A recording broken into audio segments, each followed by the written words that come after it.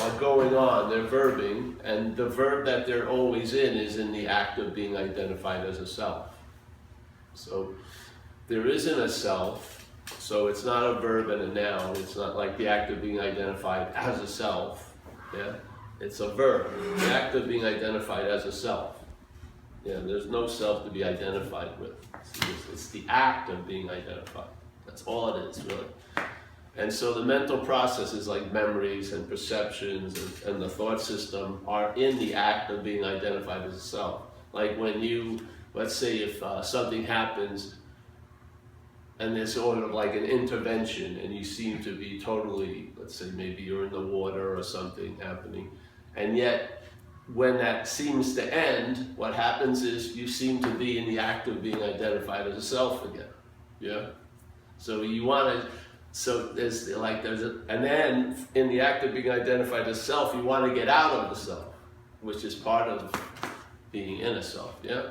So it's the thing is, we believe, we want to know that something happened. Like, when did this happen to me? When did I get up the ass of self, you know? And then what day am I going to get out of the ass of self? But it's not really like that. It's an activity. So there's verbing going on. So a lot of people will have the sense that they woke up, and then they have the sense that they unwoke.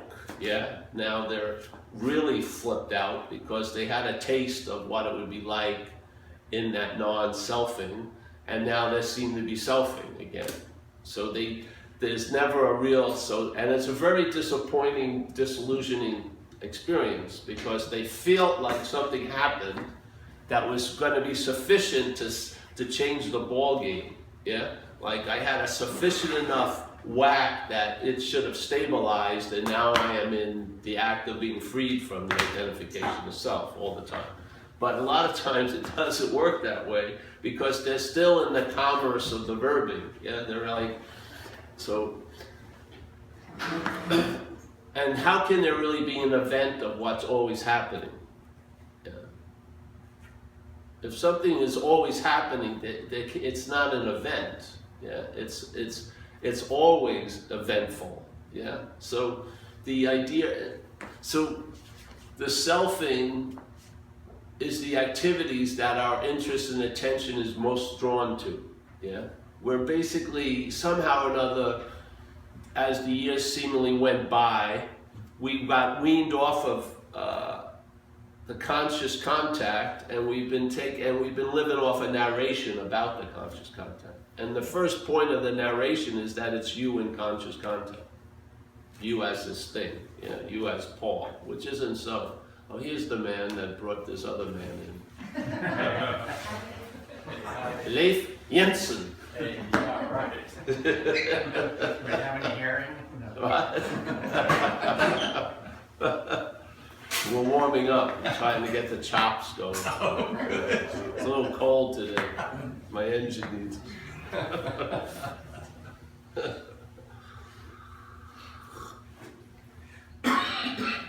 And really, hopefully, this message is more like a warning. It's just it's pointing out certain pitfalls that have been pointed out in the past. Because if those aren't seen, you're going to be looking from those effects. That's what occurs. So there's sort of like a heist that's in place, that if you don't know the heist is in place, you're going to be the result of the heist. Yeah. And then you'll want to get out of the heist as the heist, which is impossible. You see? This is the dilemma. This is what, people may not have that huge respect for recovery or not, but one of the greatest, let's say, spiritual quotes of all is self can't get out of self. It's beautiful, beautiful. It just explains so much. And here, like, this is to me like a spiritual shoe store. You've wandered in here. Let's say you were at the mall of spirituality, so there's some other talk there, there's this, that, and you just so happen to walk into this store, and you're going to tell me what you think, you need for your little spiritual journey, what kind of shoes. I need some hiking boots, because I definitely am going to go to the Himalayas, and I need this kind of stuff. I need like mountain climbing. It's going to be a very arduous climb to the apex of spiritual recognition. All this, but I'm not going to listen really to you. And I'm going to bring out some shoes, I'm going to put them out there, And if the shoe fits, wear it, basically. There's no draft here, and we don't have, this isn't the church of coming back. But not like, I could care less really, because I'll forget who you were anyway. If I don't see you again. I just had to deal with a phone call. The lady called me. I said, I'll call you right back. I forgot completely. And so she calls, she just texts me. Do I need to get in touch with someone to get in touch with you? I said, I just spaced out, you know. So this is not the church of, it's hopefully the church of never coming back. Or realizing you're not the one who comes back, which then coming back won't freaking matter enough. You don't have to vow I'm never coming back. That's all fucking self-dramatic, you know. I'm vowing never to come back. I will never practice again. You don't have to do any of that because it's not you that was practicing. It really doesn't have that much meaning. Come or don't come. We better start it now. Oh, was it started? Oh.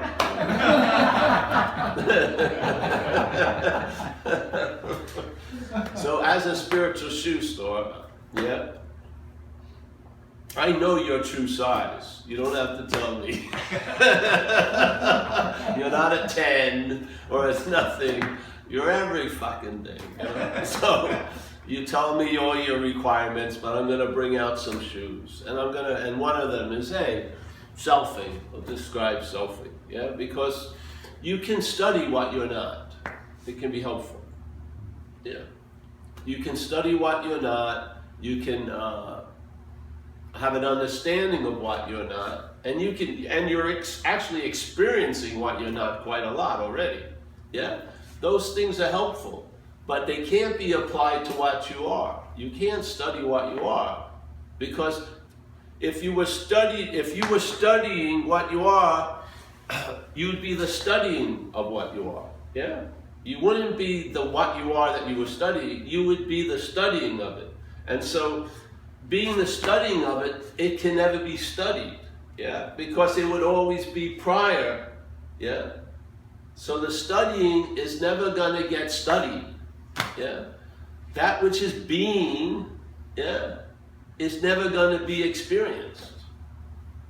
It's impossible, yeah? So, this is sort of about pointing out the obvious, and if it's obvious to you, I find it can be very helpful because you'll start traveling lighter as what you're not. And we're trying to travel lighter as what we are, but the real way that's traveling lighter as what you are stabilizes is by realizing you're not that. That's how Paul gets off the hook of being Paul. Yeah? And then Pauling can continue. And now maybe you can enjoy a freaking latte. You can't, I gotta do 8 hours of freaking practice. Fucking, you wouldn't demand that from anyone else, but because you're freaking Paul and you know better, you do. It's just all selfing completely. So this is really a lot of you can't let go of you can't let yourself go from the hook you're on. You just see you're not on the hook. And then this gets the benefit. You travel lighter. So you're in a Saturday, and Saturday, that's all there is. Yeah? And you could do the same fucking thing every day and it would look different because it's not the same thing. Yeah? Because what you are is a living, vital, fucking ever-present entertaining. It doesn't get stale. I've walked behind the Mill Valley Library about 3,000 times. It's about a 40-minute thing.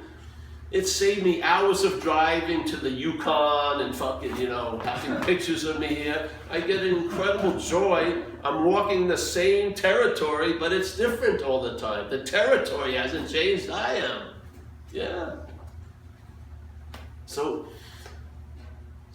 this is the ones I've been entertaining for quite a while, because I think they're pretty direct. First of all, Hawaiian Po's great, great saver of time, which is whatever can be perceived cannot be perceived.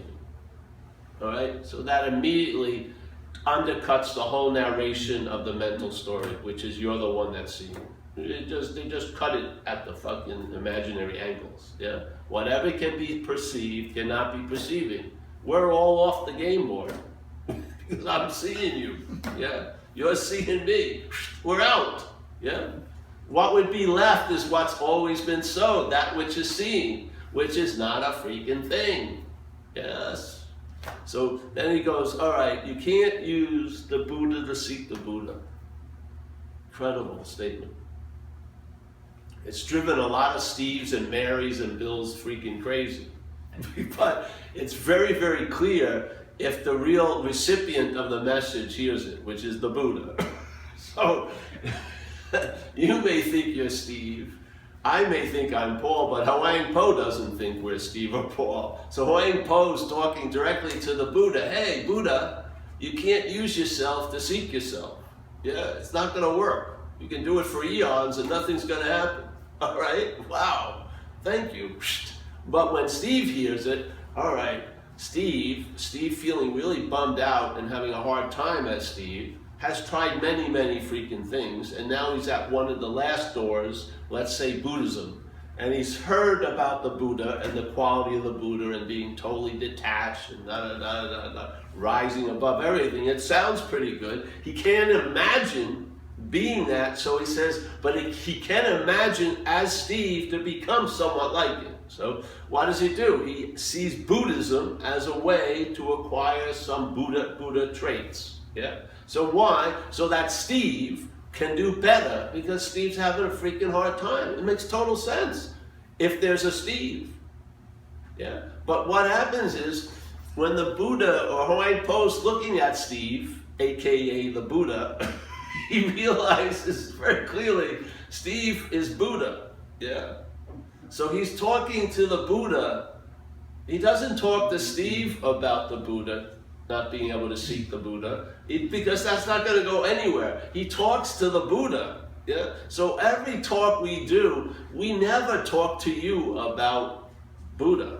We're talking to Buddha about you, so to speak. Yeah. So we throw the message over your head, and we throw a lot of them, with the hopes that your 1,000-arm catching glove thing one ball's going to get through, and that's all it takes. Because mind will go, hey, I may not be Paul. The gig's over for Paul, because the whole idea of Paul was to be looking for the Buddha, but as Paul. And all the looking for the Buddha as Paul is actually using Buddhism to reinforce the idea of Paul.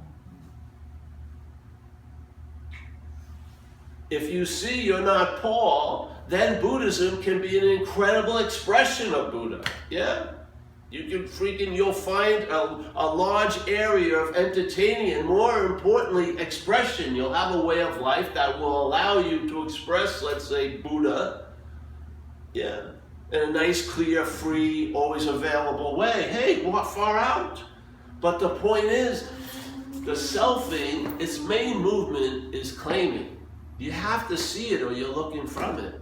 It's like having, if this was like a spiritual cigarette pack and you have those warnings, this could be dangerous to your health, okay? This is the point. There's a presupposing of a non-existent thing, voila, the bodies, yes, that wants to get salvation for the non-existent thing.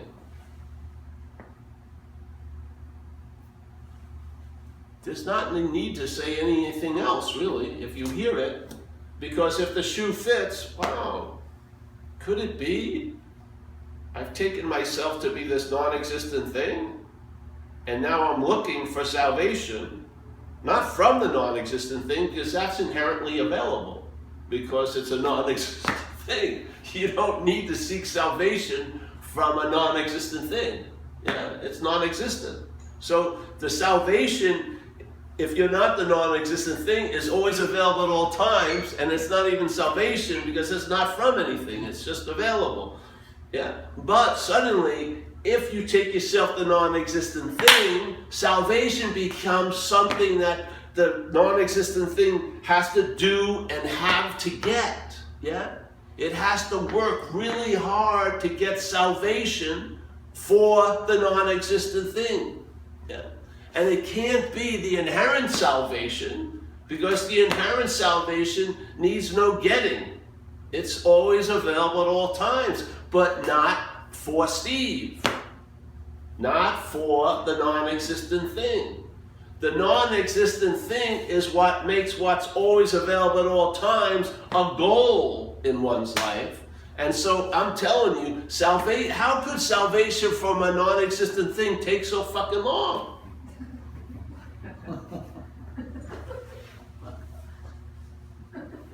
I mean, really?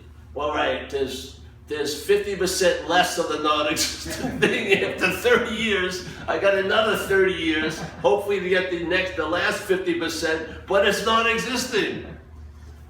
How much erasing do you need to do? So, all right, the presupposing. So what does that mean? So I'm an assumption that I'm something that I'm not? Yes, you are. What happens? But this assumption, when entertained, pre-assumes that you were there before, way before, called your memory history, and it presupposes you're going to be there later. Yeah? It's an amazing trick. A mental process that comes after, and it presupposes to what we are. It says, hey, nothing, voidness, hey, I'm presupposing you as a non-existent thing. You want to join in? Yeah, all right, I'll start dreaming this way. So now, suddenly, I'm the non-existent thing, and then I start not liking the I'm having trouble. I've got sweat where I don't want it. I fucking have, let's say, gas or anything like that. People don't seem to like me, even though I'm a likable person. I can't get the love I want, all this stuff. So now the non-existent thing really needs to get some fucking salvation from all these troubles. Not from, because the from would be immediate, because there's never been a non-existent thing, but for the non-existent thing, which can take for fucking ever.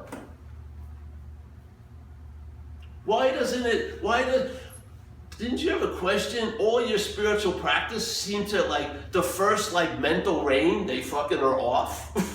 Nothing seems to, all your understandings when you most need them seem not to be anywhere available. Things that you thought you went through that should have been done keep coming back because you can't apply to a non-existent thing. There's no real surface for it to grab. You can keep applying the paint, it's going to flake off the imaginary non-existent wall. Even though you're rolling it, you're spraying it, you're fucking... I mean, it's not going to hold because it's non-existent. Now, you can believe it or not. Put the fucking shoe on if you like. If you're here, wear it. Because if you're here now and you're not liking wearing it, you're wearing another pair of shoes already. And the way you look at it then is, hey, how can maybe I can wear the one shoe I like and add this shoe to it. So let me see. I'm going to synthesize Buddhism, throw some non-duality in there. And then maybe therapy also. Therapy, non-duality. Now everything is being infused with non-duality. That has nothing to do with. Non-duality is a fact. It's just saying not to. Yeah? So, oh yeah, I don't want to give up this shoe, but let's try this one on. What happens? Confusion reigns. Yeah, and it's happening now. We were just at a big convention of all this, and the theme supposedly there was, oh, you've got to include the body because it's getting really fucking messy. Because people are going, hey, that mental state says, hey, I can use this as an advantage. Oh, Paul, why didn't you do the dishes? There is no Paul. There are no dishes. You know what I mean? The head wants to use it as an advantage, once again, like every freaking thing else. To do what? To embellish the non-fucking existent thing. It will use whatever. It will use the complete disclaiming of the non-existent thing to embellish the non-existent thing. So now a lot of people are caught in the act, the mental fucking unbelievable gymnastics of trying to be a non-self as a self. have a little of what is before the non-existent thing, but as the non-existent thing, like wanting to experience your own freaking absence. This is a simple invitation. If you don't fucking like it, go. If you like it, let it sink in and entertain it. This is not a freaking class. It's not a semester. It's not an intensive. It's not a retreat. It's about seeing what you're not, and in seeing what you're not, you'll get a sense, finally, of what you are, not through the medium of what you're not, because those are fleeting. They seem to come and go. They disappear, and you never realize its ability, seeming insane ability, for that which always is to seem to disappear, has a lot to do with your seeming appearance. It's when you're looking for presence, it's nowhere to be found. When you question your presence, there's the presence. When you see that your presence is an absence in a sense, then you have a sense of what you've been looking for. But not by, you don't find it by the you that's looking for. There's a questioning of the you that's looking for. You see that you're not, then you have a finding out of what you are. And then what you are, then all these cryptic statements feel so fucking right. It's like a perfect shoe fit. And you are, the seeker is the sought. What's looking is what you are looking for. Yeah? The Buddha cannot be used to seek the Buddha. It won't work. All this stuff will be, yeah. You know, like if you were in a church, hallelujah, you know, there would be complete agreement in it. Not because you understood it, but you've been under the demonstration of it. You've seen what you're not. And by seeing what you're not, you actually have a sense of what you are, which is the seeing. It can be the seeing of what you're not, it can be just the seeing, but you are seeing. You and I are an active awareness. We're not a non-existent fucking thing. We're appearing as one, and therefore it demands, just like if you're in Rome, you do as the Romans do, and render unto Caesar's what Caesar's, yeah? So people are flipping out. They believe, well, if I wake up, do I need to go to recovery? You know? Do I need to do the 12 steps? And I said, well, listen, if someone seemingly wakes up and they're diabetic, are they going to stop shooting insulin? Of fucking course not. Because it has nothing to do with it. It has to do with the body. So you give the body what it's due. If you have alcoholism, it's the body. It's the brain. You give what the body needs. Yeah? You don't try to use non-duality as an all-purpose salve. It won't work. You'll be a drunk Buddhist.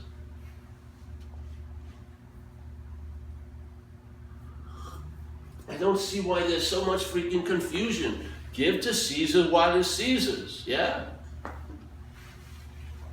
I'm not going to have a super tight pair of pants and say, well, there's no pants. I'll just fucking put on some shorts. It's like, oh, do you have any preferences? Yeah, I have plenty of preferences. I'd rather have a soy latte than a milk latte.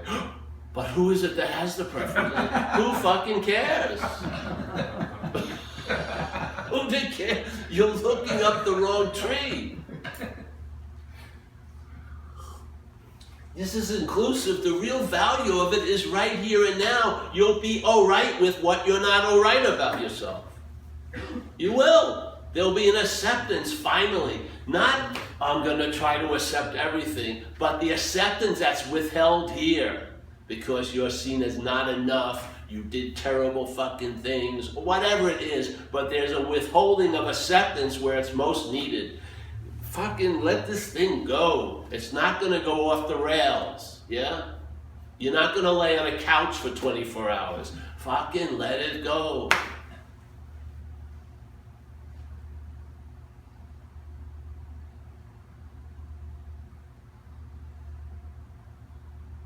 So, what we do is attempt to share about, see, you can teach duality. You can't teach non-duality. You can teach duality. And I'm telling you, the mental state's primary movement is the claim.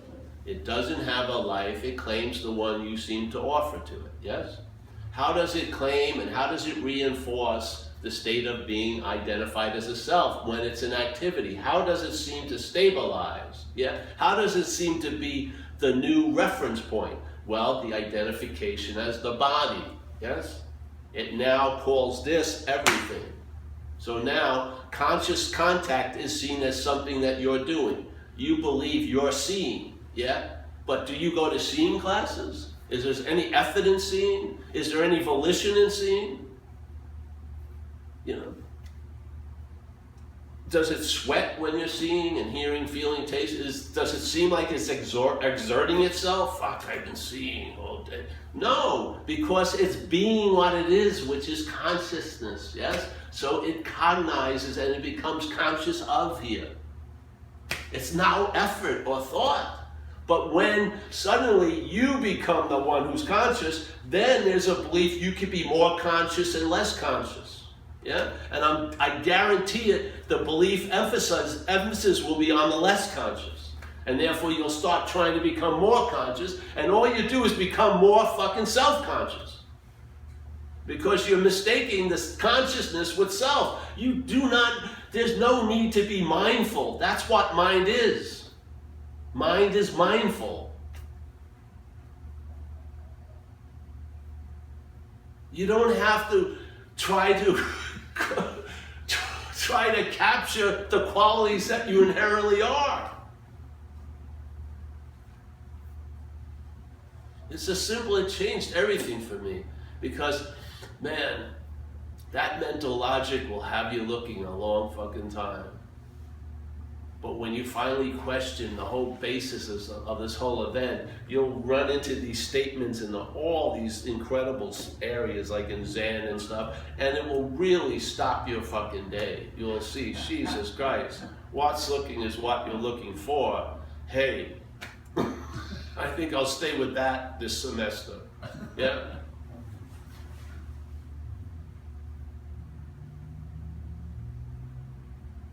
So you can see it, it's an activity.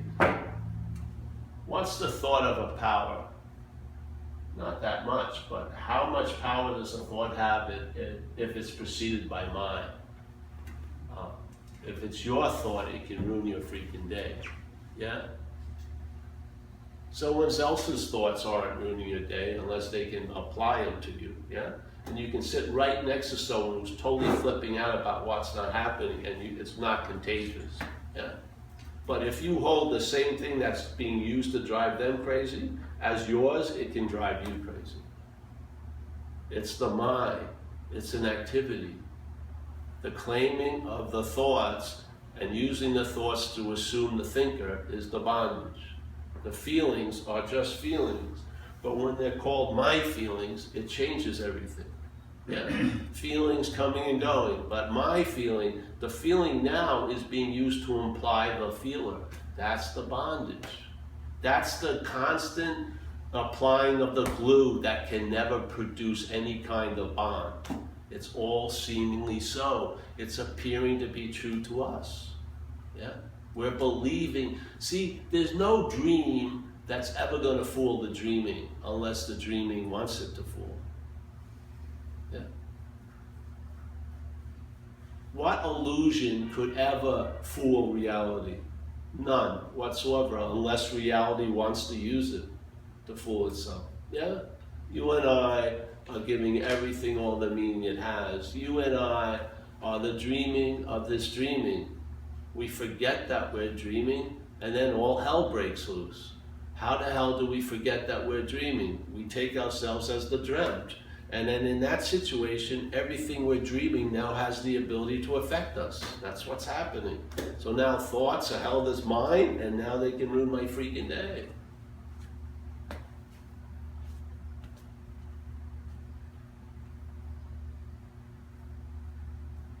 Calling them thoughts is just another way of hiding the thinker. That's fucking all it is. You can, I gotta work on my thoughts. It's a fucking fool's errand. Just see the thinker. See the thinker is a thought that presupposes it's before other thoughts. That's all it fucking is. It's just another thought. But that thought presupposes it's before all thoughts and assumes it's the thinker. It's not true, it's an activity. It's an activity happening. And if it's an activity, let's say if you were running because you thought you were completely a runner. So all you did was run. You were identified with the running, yeah? All right, what's happened if someone says, hey bro, you're not the runner? What could happen? That activity that was you all the time, you could stop. You could just say, what? Exactly. The mental process is an activity. It's implying a solidity it doesn't have. You're looking at it from the solidity. So you're looking at the activity after the heist. That's why the heist continues. If you see it before the heist, you'll see it as an activity. And what happens? The possibility of it stopping and its influencing waning becomes a possibility. Mind entertains. And when it sees what it's not, mind realizes it's the seeing. Nothing precedes mind.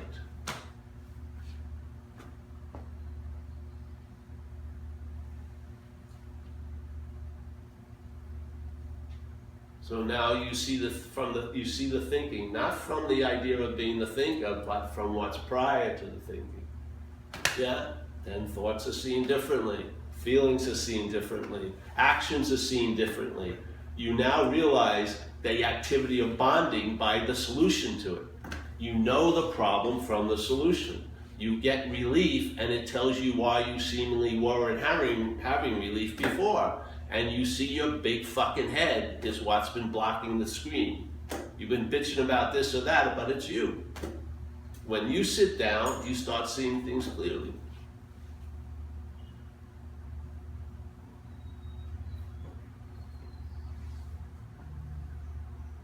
And then you're in the space to deal with all the fucking shit that comes up.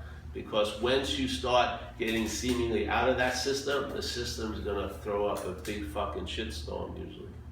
It does not want to lose your interest and attention because it has no light in and of itself. It's draining yours, not draining, it's using yours to produce its production. It has to have you. You're the battery. That's why it's talking to you as you all day. It knows you wouldn't hear it if it wasn't seen as yours. It knows you would have so many more possibilities if you could see that yapping wasn't yours. If you had Stanley's little shit going on, you would have turned it off like in a minute.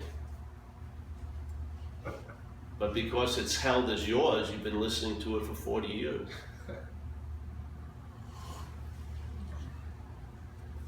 If you don't see the exact nature of the wrong, you'll be the exact nature of the wrong.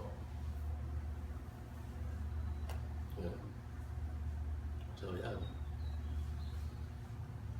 So you see the movement claiming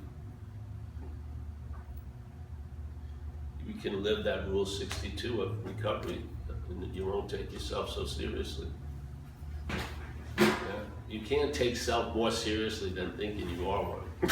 That's the most serious level of taking self seriously, is taking yourself to be self. Yeah, that's way beyond. You know, I did tons of coke, but I never thought I was cocaine. I did huge amounts of cocaine, but I never crossed the line. There was always a line between me and cocaine. Yeah, but we're starting on the other side of the line.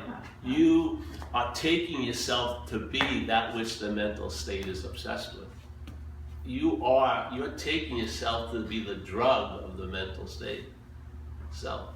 It's amazing. And now you're the dealer to your own fucking addict. You're giving it all the intention and energy it wants.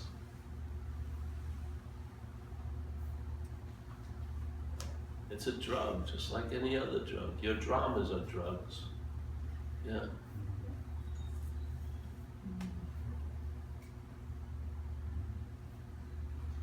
They all reek with a lot of relevance. That's all it is. You know? You have to be something really special to cry about itself all month and 3 months and 5 months, yes? Yeah, it's all that. Like St. Francis says, you know, it's in self-forgetting that you're going to be reborn.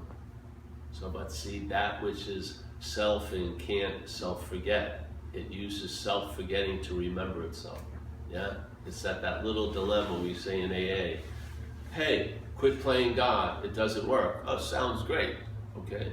But what hears that or claims that message is that which is playing God. So now that which is playing God goes, oh, I've got to stop playing God. What's that but playing God? When would it end? It would just go on ad infinitum. Exactly. That's the heist, basically.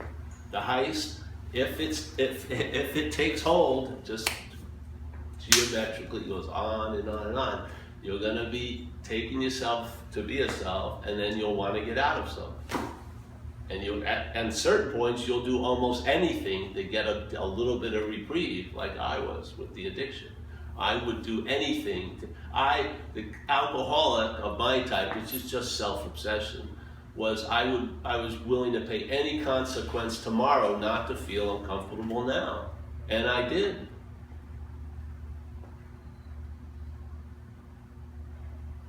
The addiction can't get out of the addiction.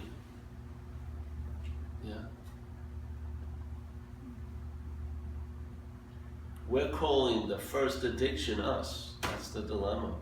And then it's so painful because we believe we could get out of all the other addictions, but as this addiction, that's why it fucking's hard to do. That's why people go out after 20 years. And it's worse than ever.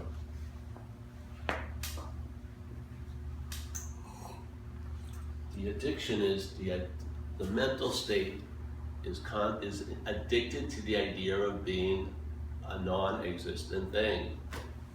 That's it.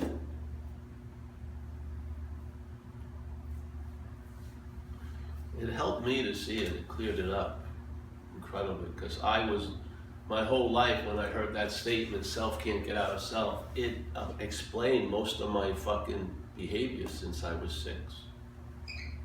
I mean, all of it, really. It just encapsulated. You know, like when you put something on like a hard drive or something, you can have tons of it, and you can put it into such a little thing. That's what happened. I heard it. Self can't get out of self, and I realized because I had been doing that seemingly all my fucking life. I went watched. Self can't get out of self. It wasn't because I didn't do enough, or I didn't meditate enough, or I didn't circumambulate enough statues, or didn't that. It was this freaking dilemma I was running up against. I was trying to get out of me as me. The way to get out of me is realizing I'm not that. That's how, and then the fact is, when you realize you're not that, the getting out of it isn't getting out of it, because you were never in it. So it's always available at all fucking time, and no requirement necessary. Like that thing with the cable cars someone shared, you know? There's these things running underneath San Francisco, and then these cable cars are adapted where they can put something down and catch this energy, and then they go all over the place, yeah? But then what happens with us, we have experiences where we connect and we feel that flow, but we believe we still can disconnect. What would happen if that occurred and you connected it, and then you realize all the believing you're disconnected is a fucking story? You've never not been on those wires or those lines, ever. You've never been disconnected. You just believed you were. Why would I want to believe I was disconnected to buy the whole story of how to get connected? Because there's tons of fucking people and books that will try that, how to get reconnected. Why not fucking question the fucking belief that you can be unconnected to what you are? It's impossible. I was there on the worst day of my life. I saw everything that was happening. I was there on the best day of my life. There's no bias to consciousness.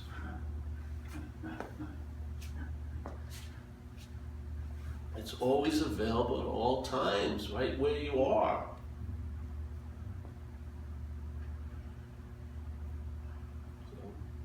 Yeah, any questions? Tell us the necklace story again. I'm like a performing animal? Grandpa, tell your story. Do the necklace story. Again. All right, I'll do it. Just for you, Maria, yes. And your little agenda, whatever that is. No agenda. All right, so there's an old story in Hinduism, I think. It's very clear. So this lady has a really nice necklace, yes? Beautiful, enjoys it quite a lot, and then she loses it, seems to lose it. And she's crestfallen, she's totally bummed out. So she asks a lot of her friends, can you help me find the necklace? So they start helping her, and then one of the friends says, well, I've heard about this person that says they found the necklace, so let's go to that meeting and let's hear how we can find the necklace that you've lost, yeah? So they start going to the meeting, going on retreats, and yes, you've got to get this. There's a lot of requirements before you're ready to find the necklace again. You've gone way off, and so she starts doing it, a lot of practices, purifying. Then person comes in, runs into her and says, hey, it's right on your neck. So she puts her hand up and feels it, and it dawns, she says, I found a necklace. Yeah. And then she feels a great joy and bliss. But did she actually find the necklace? It had never been gone. Yeah. She had never lost it. And then the looking for it was reinforcing the misperception she lost it. You don't see it. The looking for it in itself is being used to reinforce the fucking insane idea the necklace is lost. That's it. Yeah. So when she thought she found it, based on that she thought she lost it, she felt great joy. So it's really weird. She was bummed out terribly when she thought she lost the necklace, which she hadn't. And then she's got a lot of joy when she thinks she's found the necklace again, which she hasn't. Yeah. What is that but dreaming or playing God?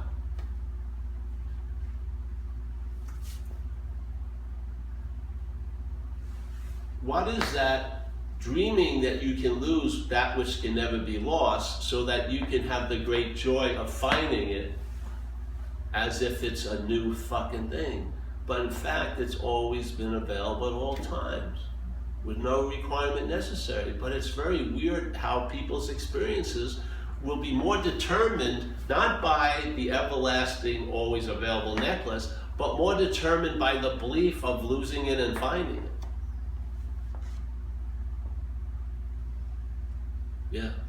Sometimes a person can have an accident of sorts, and then suddenly experiences this, and then it's like, the curtain closes again, and then, that memory is always there, and they read books and they, try different things that don't work. Yeah. Because you're trying to get back to what you never left, really. Yeah. Why do we all have that impulse? I don't know. To put up the... I would just be, I'd be more interested in asking the question, who is it that has the impulse? Don't question the impulse, but question, is there anyone who has the impulse? I think that goes farther than the why. Yeah. Hey, Paul, this idea of selfing, the selfing isn't, all day I try to, make myself happy, so to speak, But the selfing, the way you talk about selfing is the identification part. It's not necessarily the activity. No, it's nothing to do with the activity. That's something that I get mixed up a little bit. Well, yeah, because what's happening is the activities that are happening are being claimed to imply that there's you. That's the activator, let's say, or the actor, or the doer, yeah? That's the selfing. See, when people hear this, they call me a lot, or they used to email me, and they go, I've been selfing all day. And I said, no, that's not it. Right. The selfing is that feeling of being the one that was selfing all day, yeah? Or another one would be, selfing's driving me crazy. It's not the selfing. The selfing is the one the one that's being driven crazy. That's the bondage, yeah? It's like, let's say people like to call it ego, but it isn't, because people say they have an ego, yeah? And then maybe they lose the ego. What is that had and lost the ego? That's the bondage of self, yeah? It's not the activities, it's how the activities are being used. It's not the thoughts, it's how the thoughts are being used. The thoughts are being used to imply the thinker. The activities are being used to imply the doer. That's the bonding, yeah? It's not so much what's happening. If what you're doing is wreaking havoc, it needs to be corrected. That's like render unto Caesar what's Caesar's in this place, yeah? But the bondage of self is not the activity. It's the activities being used to imply the one who's doing the activity. That's it, yeah? So if you start saying, I've got to change all my activities, but there's no questioning that one, then it's going to be, it's like when you go to Bangkok in a few weeks, it's like Burlingame, you know? If you've been in Burlingame, nothing really changes. You change everything, but that one dynamic is in place, yeah? You thought you were in Burlingame, and now you think you're in Bangkok, yeah? That thing, that travels. The self thing travels. It travels into spiritual realms, it travels everywhere. Yeah, epiphanies don't put it to rest. Epiphanies, it will arise sooner or later and go, hey, I had that experience. I had an epiphany, yeah? That's the self thing, yeah? It's not bad or good, it's like blood pumping, yeah? A mental process, this is what it's doing, yeah? You're not gonna change it through it.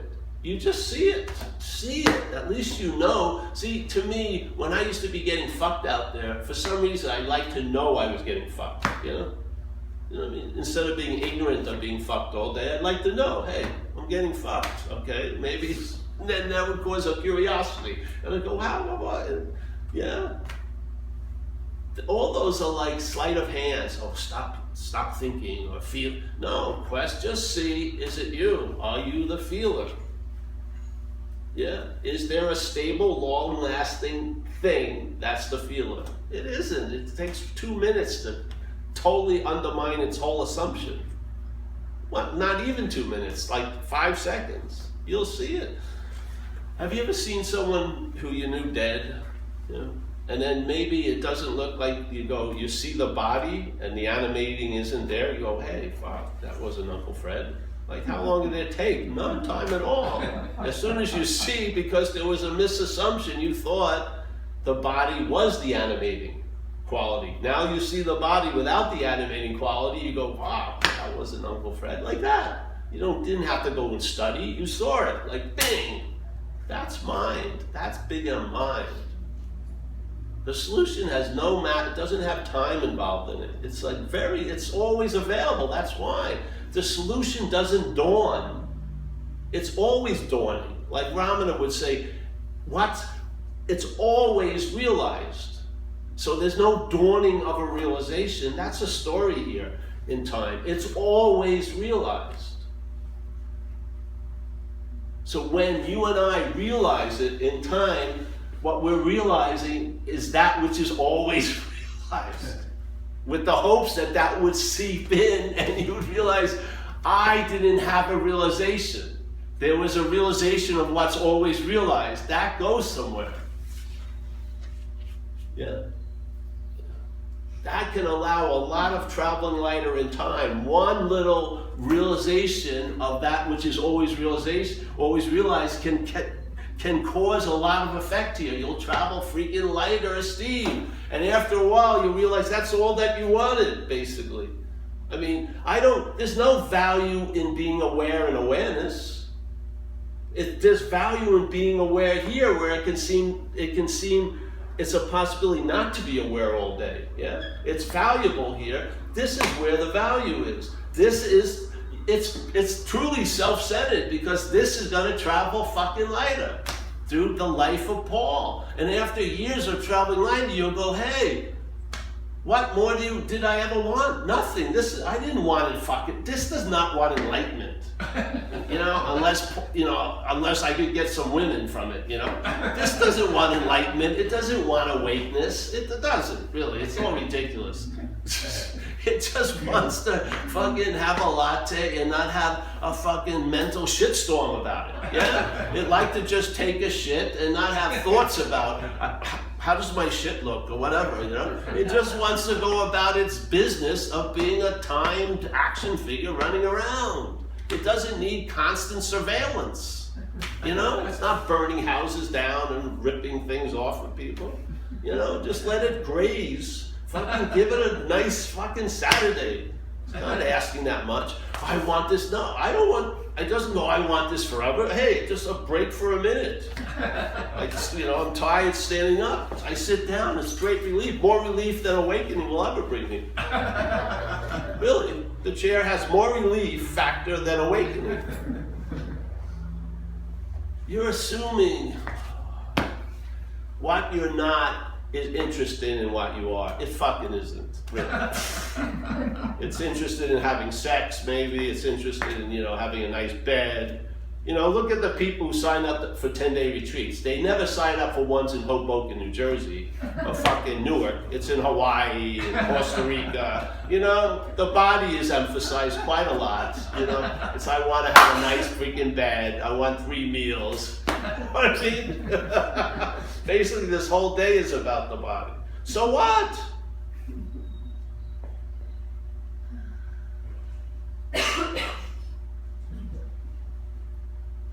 If it wasn't you, it would be doing so much better. And I'm telling you, it's not you. Try it or not. But I'll tell you, this would do so much better. You know when you were young and you would just be running around? And then one day, if you could remember, one day you did something and it was accompanied by thought. And from then, everything you've ever fucking done has been accompanied by thought. Yeah?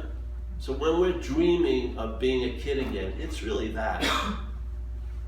Now, maybe you can't have a life absence of thought, but you can see them as not yours. Yeah? And the weight that they seem to have on you will diminish greatly, and you'll realize you're at it all. You're the source of it all. Yeah? You're giving all the thoughts the meaning they have.